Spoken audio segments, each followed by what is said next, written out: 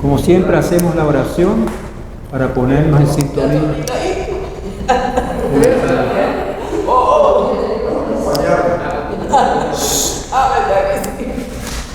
Vamos a poner en presencia del Señor para que nos ilumine y nos dé todos los beneficios que podemos tener en esta presentación del Padre Varela, que siempre nos incluye, siempre nos beneficia en nuestra calidad de cubanos y de cristianos.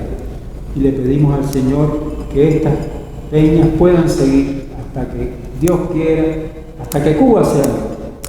Porque se lo pedimos a nuestro Señor. Amén. Amén. Ya. Bueno, hoy no hace falta presentación. Bueno, no, pero nada más que decir que va a hablar Miret sobre el tema que ya todo el mundo ha recibido la tarjetita, porque algunos decían que no la habían recibido. ¿Tú no la recibiste? ¿Nunca te llegó? Bueno, menos mal que están aquí. Sobre Varela en Nueva York, un tema muy interesante, histórico. Yo quisiera saber cuánto tiempo vivió Varela en Nueva York, ¿me lo dirás? En Nueva York vivió 27 años exactamente. 37. 27. Sí, porque pasó los últimos 3 años, bueno, eso lo digo yo ahora en la charla final, por supuesto. Muchas gracias. Bueno, comenzamos ya. Bueno, en realidad no se puede escribir la historia de la iglesia de Nueva York sin mencionar al padre Félix Varela. Y eso fue precisamente lo que le pasó a un matrimonio irlandés, de ascendencia irlandesa, John y Helen McCarran, que escribieron este libro. Ellos fueron empezaron a escribir la historia de la iglesia de Nueva York. Y se encontraban que el nombre del padre Félix Varela aparecía por todas partes, en los archivos de la iglesia, en los archivos de la ciudad y demás. Entonces se interesaron en la vida del padre Félix Varela y cambiaron el rumbo. En vez de escribir la historia del desarrollo, los inicios de la iglesia católica en Nueva York, escribieron la vida del padre Félix Varela, que está muy buena.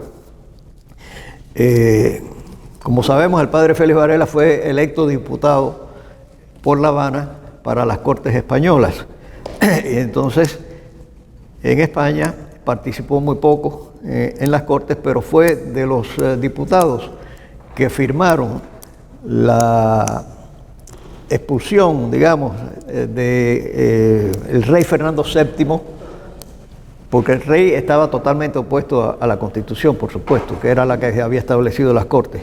Y entonces Fernando VII se alió con los franceses, por fin recuperó el poder, cancela las Cortes y los diputados se ven obligados todos a salir huyendo de España.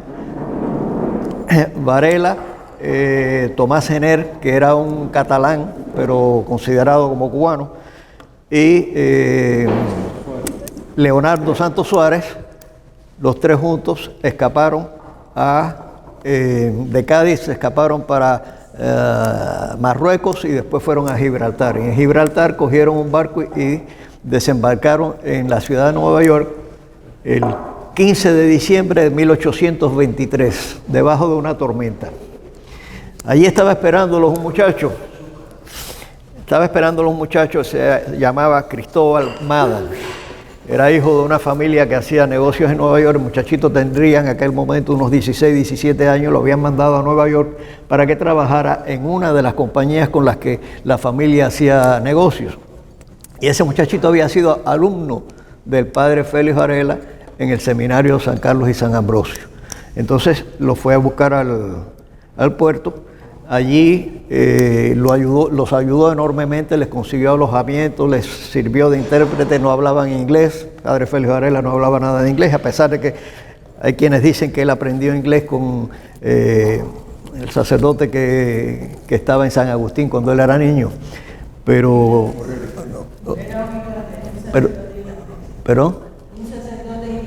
sí, que era amigo de la familia, pero el padre Fidel Rodríguez dice que eso era imposible porque él era párroco y no iba a tener tiempo de estarle dando clases particulares a un niño. Simplemente había una amistad de familia, tal vez que visitaba la casa y eso. Pero el padre Félix Varela se sabe que no hablaba inglés cuando desembarcó en Nueva York. Y entonces este muchacho, que el padre Félix Varela le decía Cristobalito, se llamaba Cristóbal, Cristobalito fue una ayuda enorme. Y por cierto, Cristobalito después fue una figura importante en el exilio cubano de Nueva York de aquellos años, porque él inclusive estaba inclinado al anexionismo. Quería, o sea, era de los que pensaba que Cuba debía unirse a los Estados Unidos. Pero bien, de todas maneras, el padre Félix Varela está unos días en Nueva York y después se traslada para Filadelfia. Yo no he podido encontrar la razón por la que él se va para Filadelfia. Entonces en Filadelfia él publica, llega allí ya en 1824, publica los 3 primeros números del Habanero, el periódico que él llamaba Papel Político, Científico y Literario. Yo creo que lo de científico y literario lo podía haber quitado porque era más bien político, aunque sí él ponía alguna que otra cosa científica allí. También publicó en Filadelfia el segundo tomo de Lecciones de Filosofía. De Lecciones de Filosofía él escribió, creo que fueron 4 o 5 tomos durante su estancia en Nueva York.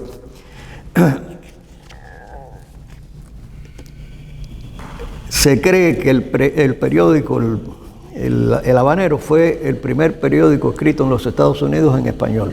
O sea que se le considera como un pionero en cuanto a la prensa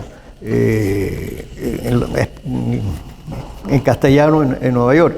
Y de hecho hay una fundación llamada Al Día en la actualidad que entrega un premio que se llama Félix Varela para los mejores periodistas de la prensa en español en los Estados Unidos.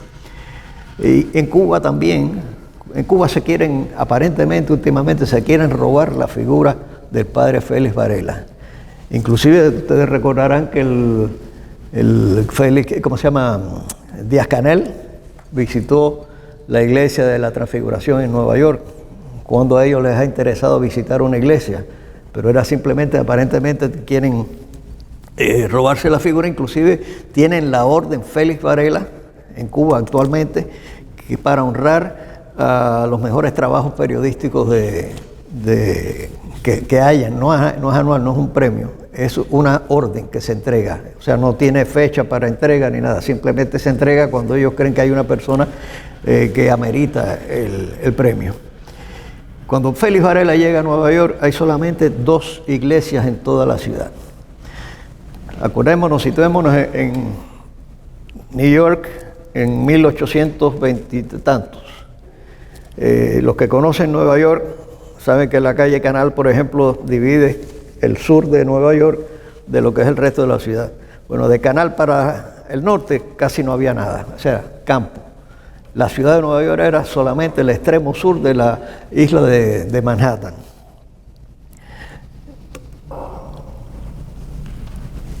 El padre Félix Varela regresa a Nueva York, de Filadelfia, como les dije, regresa a Nueva York y no le han llegado todavía. Le pasa lo mismo que le pasó cuando llegó a las Cortes en España, que no llegaron los documentos que lo acreditaban.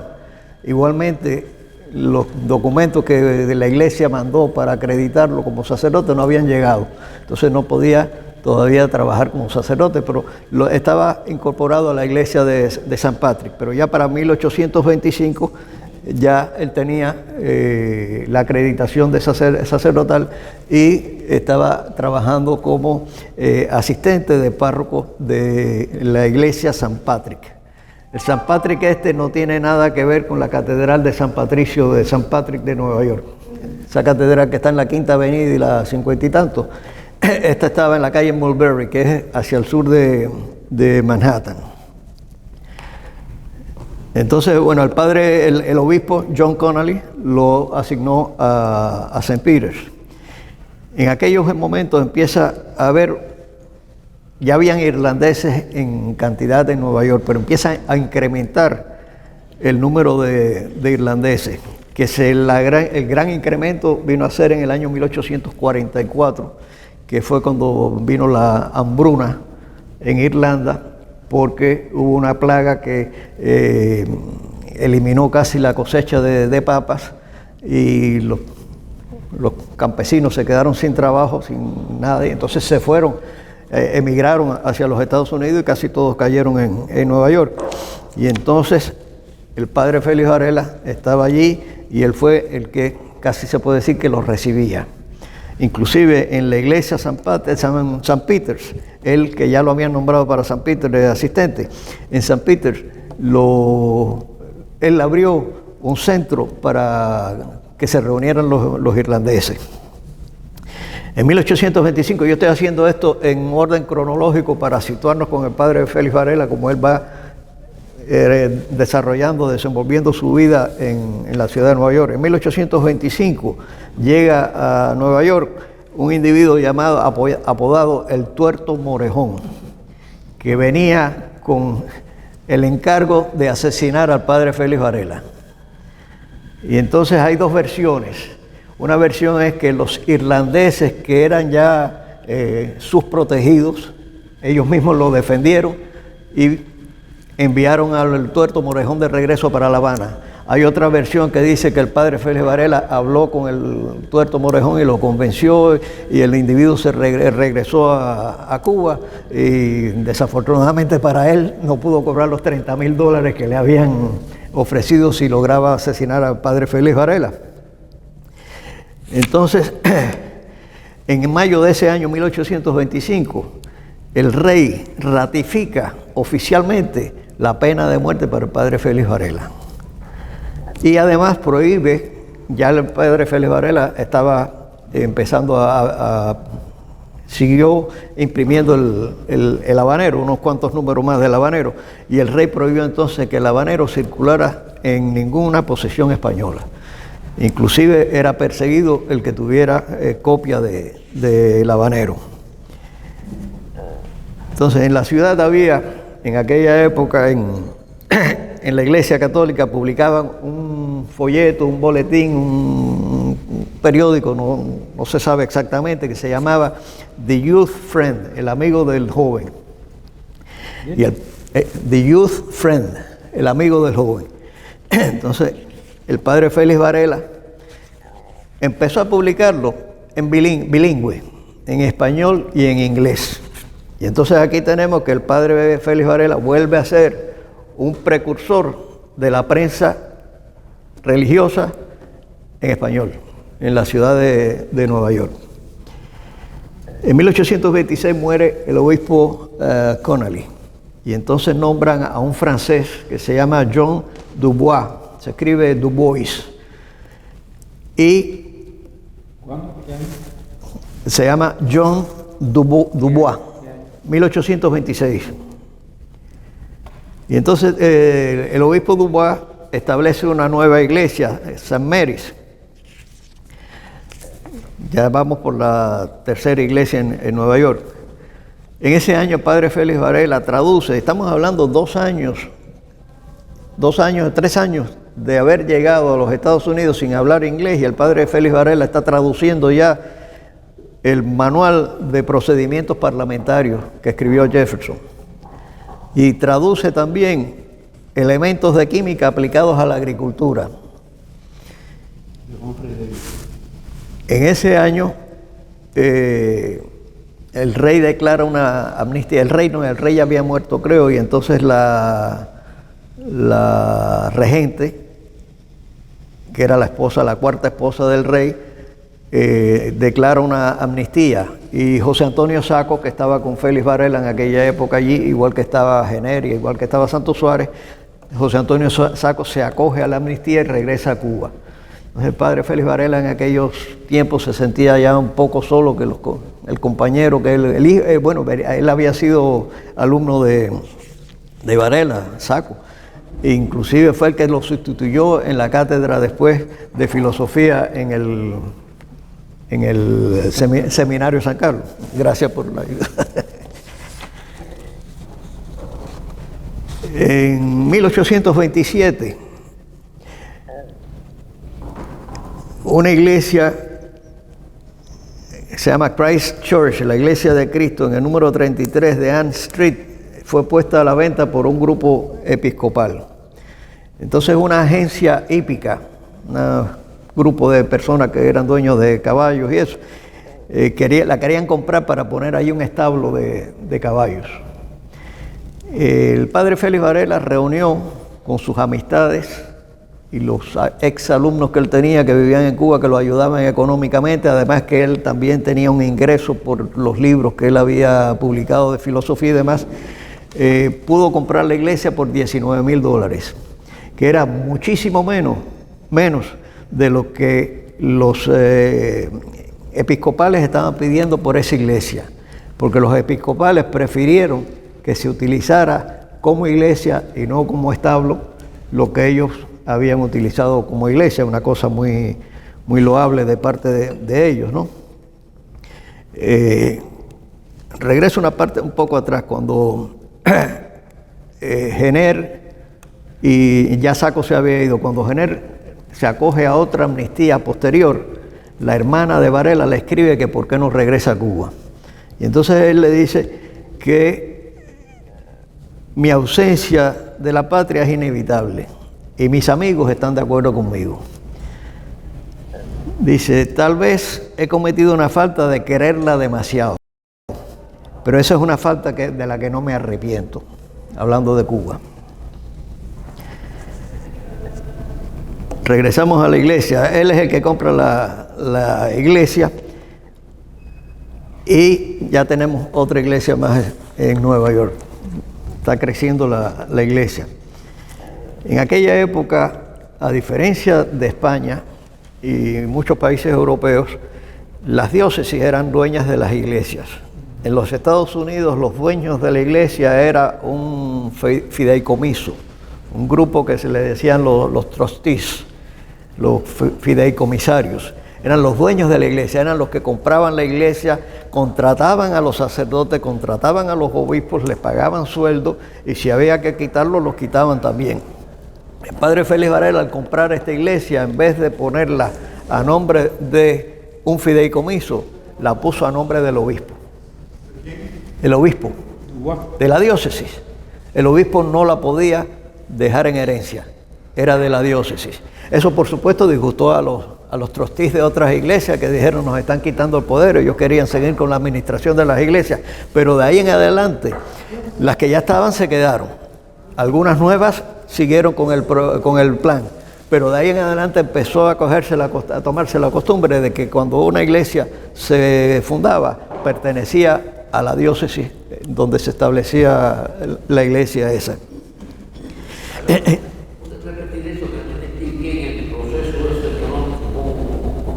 Las iglesias las compraban grupos de personas, católicos que se reunían y decían, vamos a comprar esta iglesia. Entonces contrataban al sacerdote, ¿no? El sacerdote se ocupaba de la parte espiritual. El grupo de trustees estos se encargaba de la administración económica de la iglesia. Y eran los jefes, eran los dueños. Quitaban y ponían al sacerdote si no les servía, si no les convenía. En aquella época la iglesia de Nueva York era una misión del Vaticano.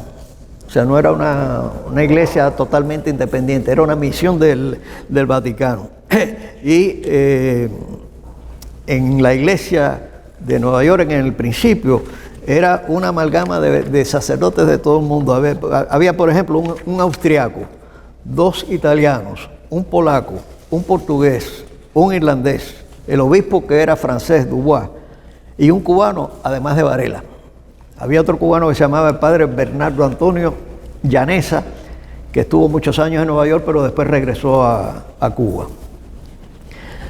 En Cuba, José Antonio Sacco funda un periódico que le pone El Mensajero Semanal, y el padre Félix Varela escribía con frecuencia al periódico, se lo publicaban allá en Cuba. En 1829 el obispo Dubois viaja a Francia y a Roma. La idea era conseguir fondos para seguir desarrollando la iglesia en Nueva York y convencer a algunos sacerdotes que vinieran con él para unirse al trabajo apostólico que tenían en Nueva York. Entonces dejó al padre John Power y a Varela como vicarios generales, los dos juntos. Eso fue en 1829. Entonces Power se tiene que ir para Baltimore, para el primer concilio de Baltimore, a participar en ese concilio. Y Varela se quedó entonces de administrador total de la diócesis de Nueva York, además del trabajo que él tenía en su parroquia. Entonces, en 1830, la Iglesia Presbiteriana de Nueva York comienza a publicar un periódico que le llaman El Protestante, The Protestant, en la que se estaba atacando permanentemente, no había un número que no atacaran a la Iglesia Católica. Igual que hacen los testigos de Jehová hoy, que ustedes cogen un número de ellos y no hay uno que no tenga un ataque a la Iglesia Católica. Esta publicación protestante atacaba continuamente a la Iglesia Católica. Le decían los papistas, los romanos. Bueno, la cuestión es que el padre Félix Varela entonces empezó a publicar un periódico también que le llamó The Protestant Abridger and Annotator, o sea, el abreviador o compendiador y anotador del protestante, respondiéndole al protestante. Y en ese papel, ese periódico, él defendía la Iglesia. Ya en aquella época, 1830, se estaba hablando de que Dubois estaba enfermo y que había que eventualmente nombrar un nuevo obispo, y entonces el padre Félix Varela, el nombre de Varela sonaba como un posible candidato al obispado, y entonces el embajador español en los Estados Unidos le mandó una carta al Vaticano desacreditando al padre Varela porque pensaba que pudiera ser nombrado obispo. Y en esa carta, por ejemplo, fue motivo de estudio ahora recientemente cuando se trabajaba en la beatificación del padre Varela. Fue motivo de estudio porque en esa carta el embajador decía que era un mal español y un peor sacerdote. Entonces estamos trabajando por la beatificación y resulta que hay un español que está diciendo que es un mal sacerdote. Esa fue una de los problemas. Déjeme decirle una cosa. El Posicio, que es el libro que se prepara con toda la documentación para presentar en Roma sobre la causa de santidad, el Posicio del padre Félix Varela, yo lo medí por la mañana temprano. Mide 2,5 pulgadas. Los miembros de la congregación de santos entonces hacen objeciones, preguntas y demás. El libro que contesta a la causa de santos es otro libro, tiene casi 2 pulgadas, y después todavía los miembros de la congregación siguen haciendo investigaciones. Por eso que costó tanto trabajo el lograr que Varela llegara a venerable. El siguiente libro tiene casi 1/4 de pulgada. Ahora, si yo comparo eso con el Posicio del hermano Victorino, que fue declarado venerable hace poco, el Posicio, el libro, no llega a 2 pulgadas. Y la respuesta a las preguntas de los historiadores y los miembros no llega a, ¿cuánto era? Creo que es 1/4 de pulgada. Y se acabó. El padre Félix Varela tuvo 2,5 pulgadas de Posicio, casi 2 pulgadas de respuesta, y otro todavía, tercera respuesta, 1/4 de pulgada. Increíble como el trabajo que costó. En 1832 surge una epidemia de cólera en la ciudad de Nueva York, y los que pudieron irse de la ciudad se fueron. La ciudad se quedó casi vacía, hubo que cerrar iglesias, inclusive como tuvimos aquí ahora con la pandemia muchas iglesias cerraron. Se calcula que un 20% de la población casi murió. En muchas iglesias no había forma de celebrar cultos porque no había nadie, entonces bueno, cerraron las iglesias. El padre Félix Varela no se fue y se quedó visitando los hospitales todos los días, con todos esos enfermos alrededor. Ahí es donde surge, que no lo tenía para decirlo en esta charla, pero ahí es donde surge el que el padre Félix Varela inventó un aparato mecánico. En aquella época no había electricidad. Un aparato mecánico para sacar el aire viciado de las habitaciones y entrar aire fresco, porque él veía que estaba todo cerrado por el invierno. Imagínense ustedes, el aire viciado que había en aquellos hospitales era tremendo.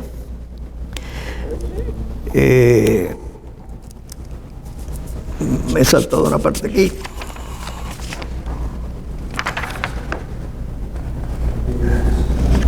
No tengo la fecha, pero el padre Félix Varela compró otra iglesia. En 1832. Sí. En 1832, mientras se celebraba una misa en la iglesia Christ Church, se raja una pared. Y entonces todo el mundo salió corriendo y se clausuró la iglesia, no se podía hacer nada. El padre Félix Varela entonces alquiló un local en un edificio, un piso, y ahí celebraba las misas y esas cosas. Entonces había en Nueva York un individuo católico francés, suizo, que se llamaba John Delmonico. Ese señor tenía mucho dinero, inclusive en Nueva York existe hoy en día un restaurante que se llama Delmonico. Delmonico, inclusive hay un bistec, un filete que tiene el nombre Delmonico, estilo Delmonico.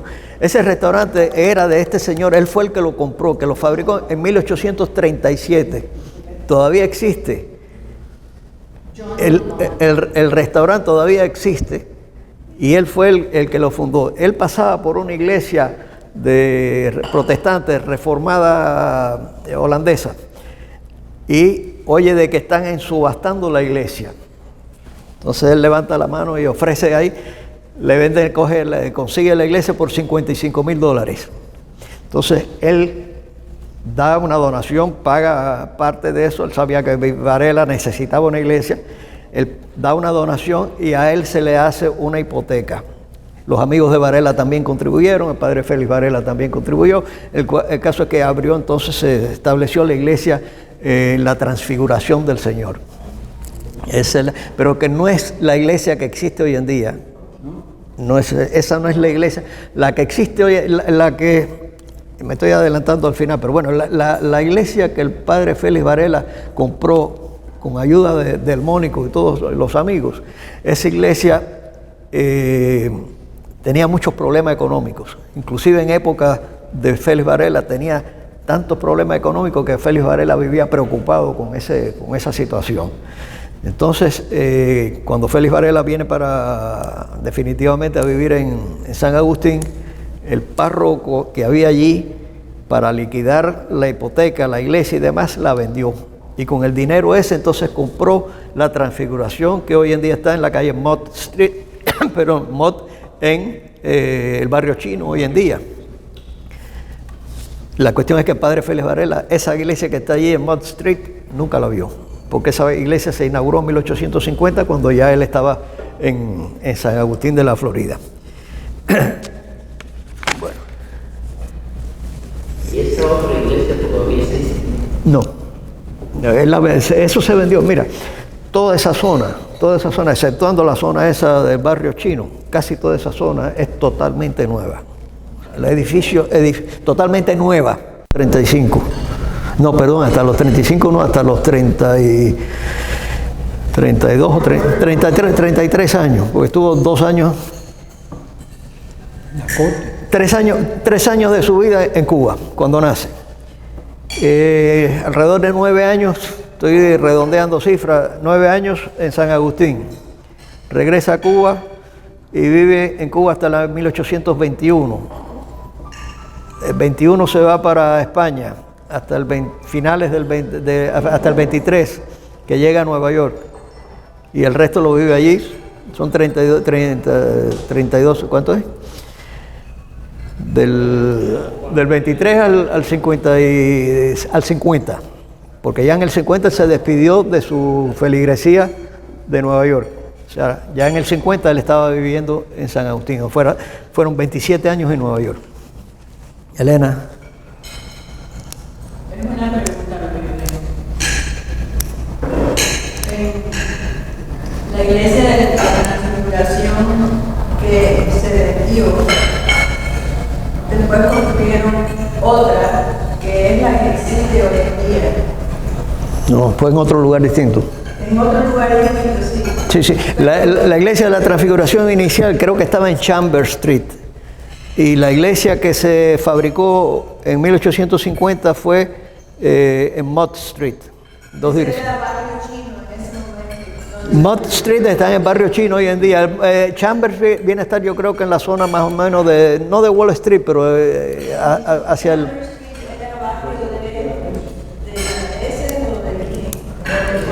No, toda esa zona de ahí era casi toda irlandesa, había muchos irlandeses.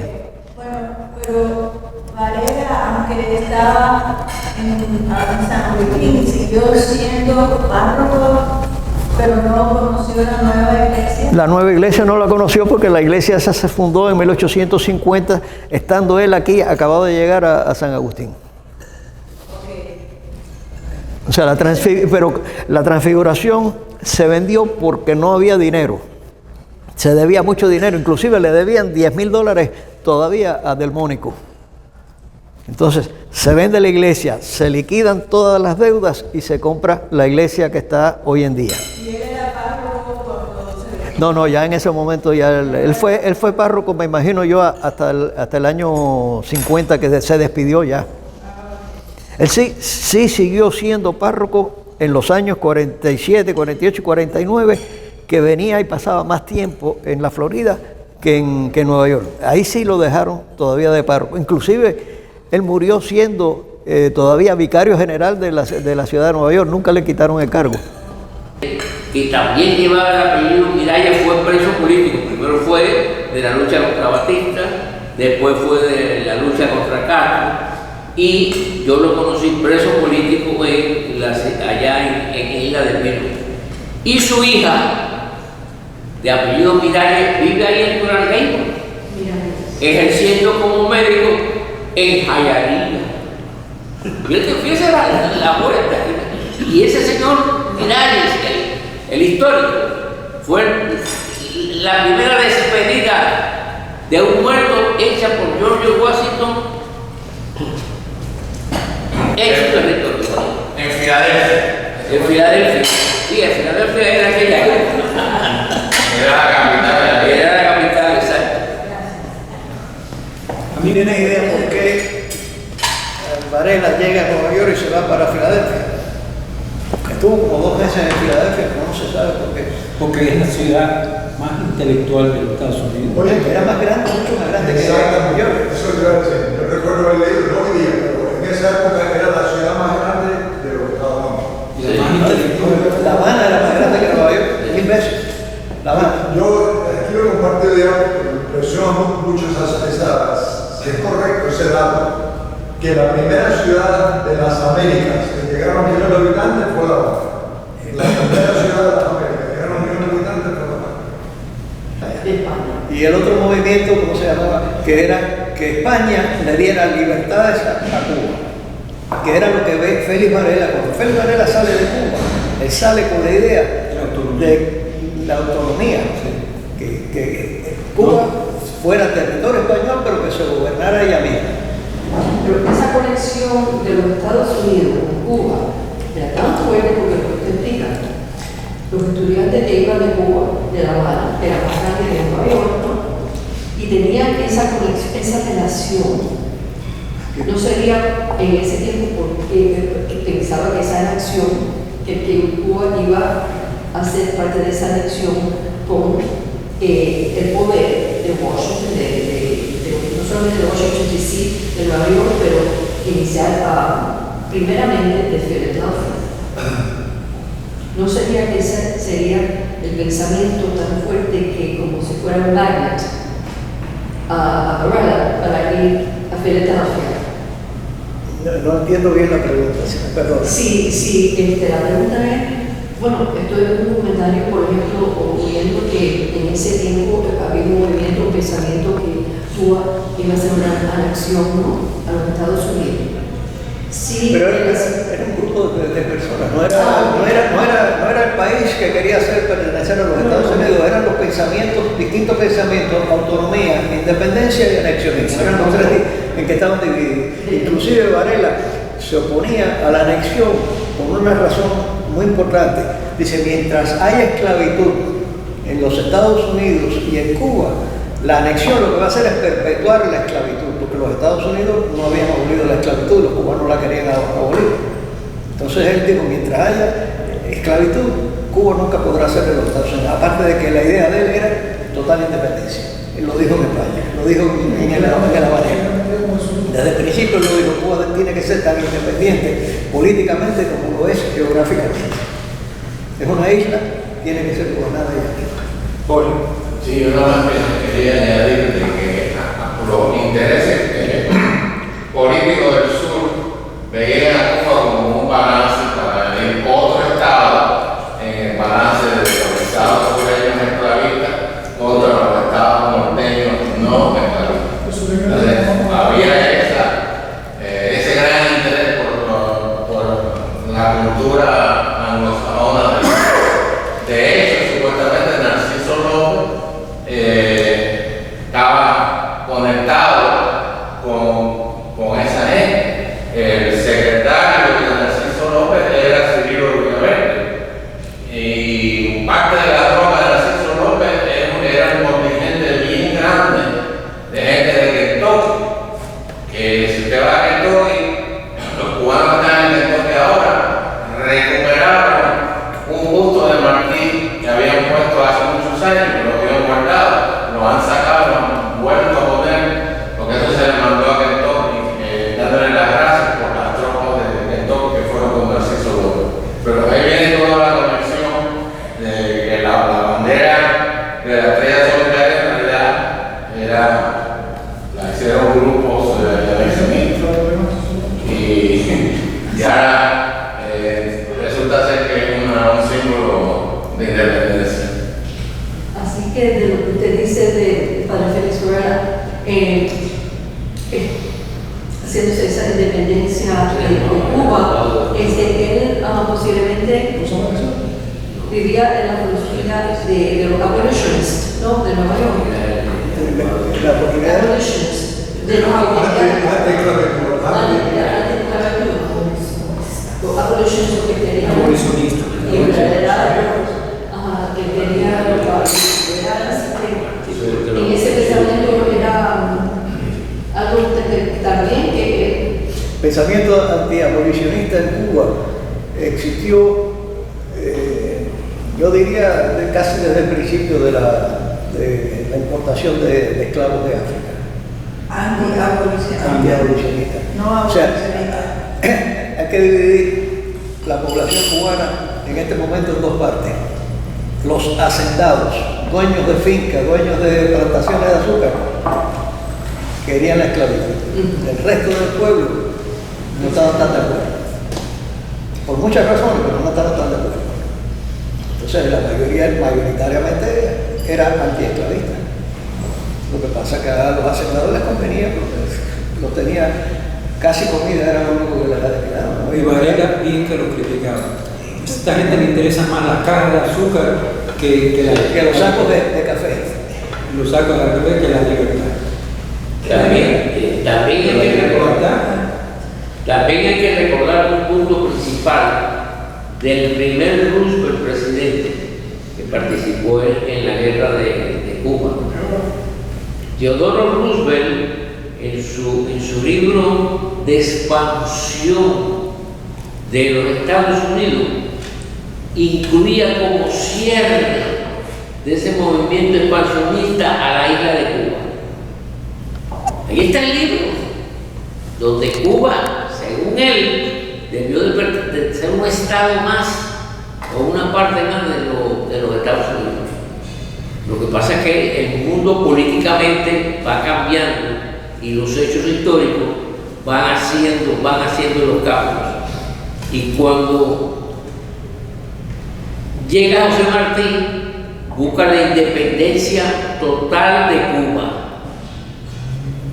que era coincidente con Varela, porque Varela se opuso al rejuego o a los planes de que un ejército mexicano invadiera Cuba para lograr la independencia de Cuba. Varela se opuso a eso, porque quería la independencia, una verdadera independencia, y no una solución a una nación amiga. No, él escribió en El Habanero que si se permitía que vinieran los ejércitos colombianos o los ejércitos mexicanos a luchar por la independencia de Cuba, entonces Cuba iba a estar obligada con esos países.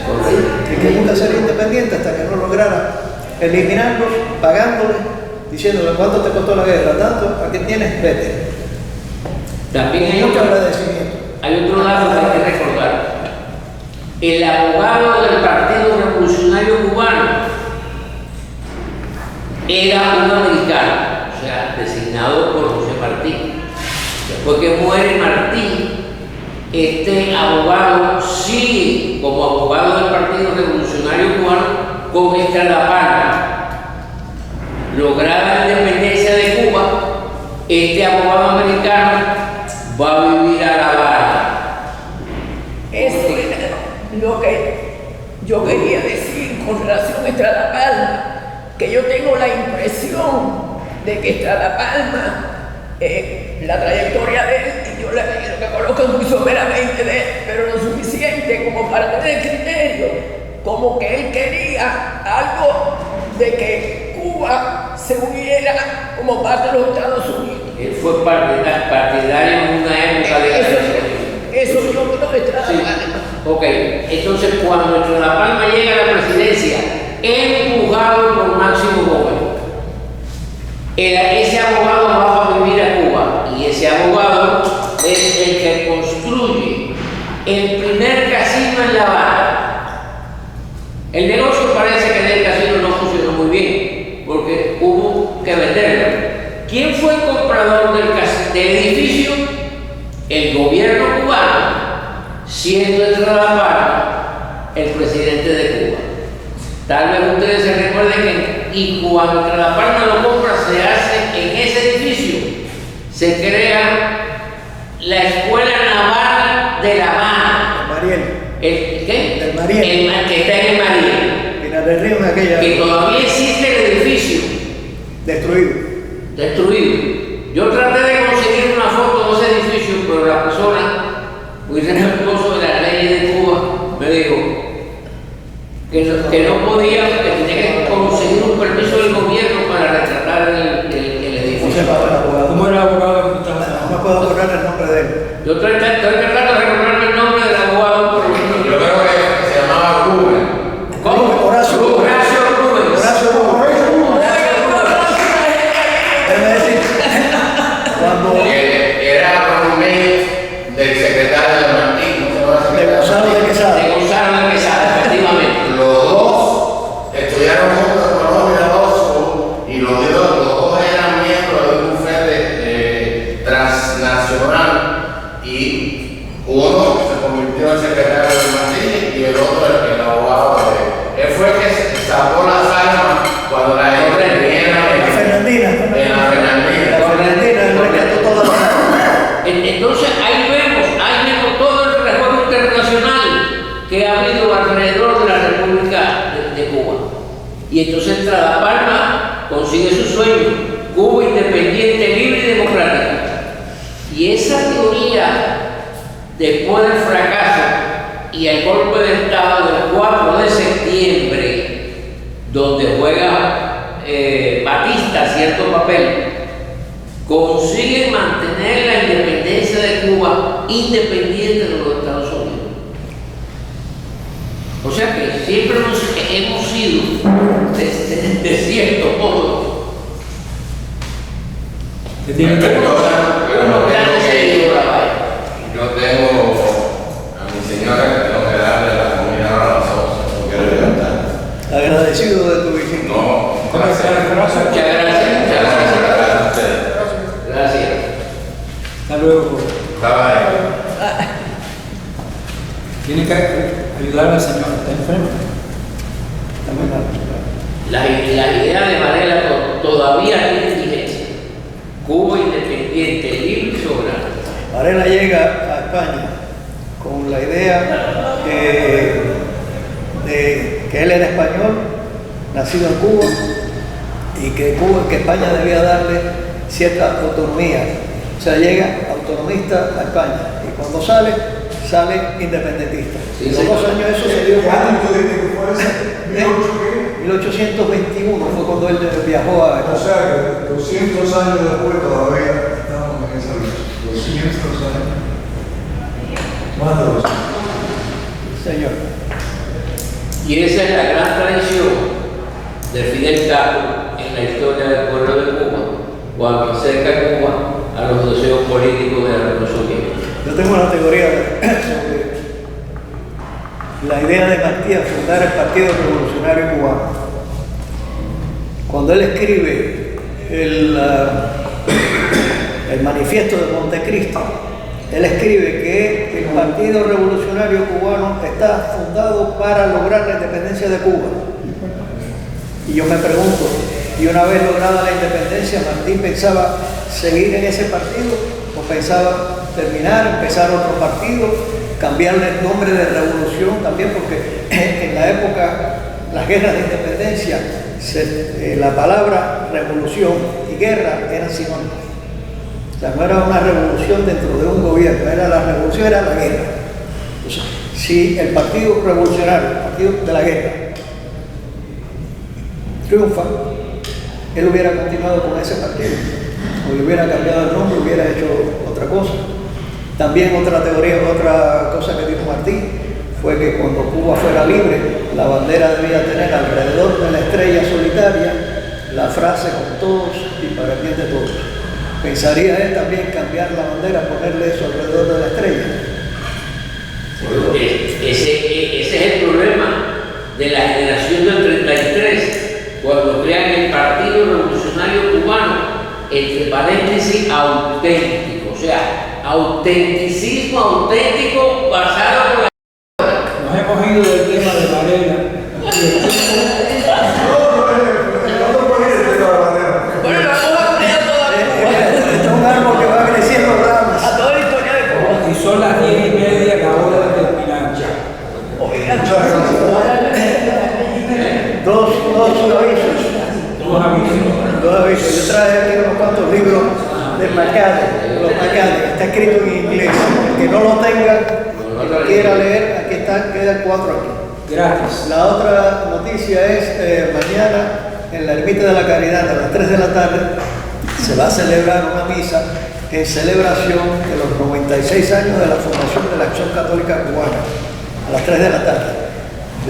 Después que se termine la misa se pasa al Salón Félix Varela para una charla sobre la Acción Católica y la vida del hermano Victorino, que fue el fundador. Están todos invitados. ¿Alguna otra cosa? Si no, terminamos. Bueno, muchas gracias por la presencia.